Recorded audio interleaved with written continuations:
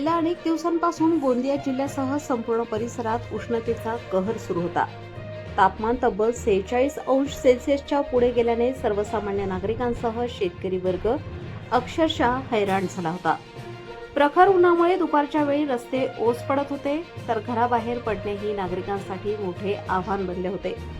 अशा कडक उन्हाच्या आणि नऊतपाच्या अंतिम टप्प्यात आज शनिवार दिनांक 30 मे रोजी सायंकाळी 6:15 भिवखिडकी परिसरात हलक्या सरींचा वर्षाव झाला.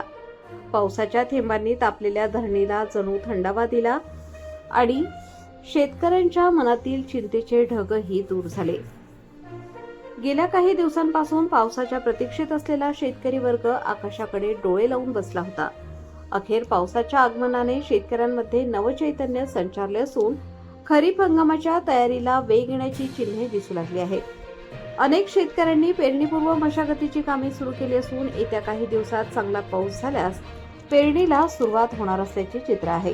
स्थानिक नागरिकांच्या मते हा पाऊस जरी हलका असला तरी त्याने उष्णतेचा तडाखा कमी केला आहे.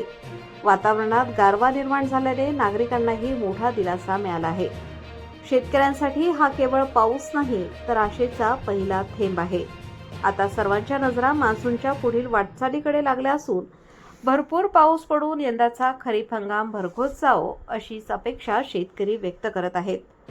आभाळातून पडलेल्या प्रत्येक थेंबात शेतकऱ्यांच्या सुखी भविष्याची आशा दडलेली आहे. आकाश नंदागवळी, गोंदिया प्रतिनिधी.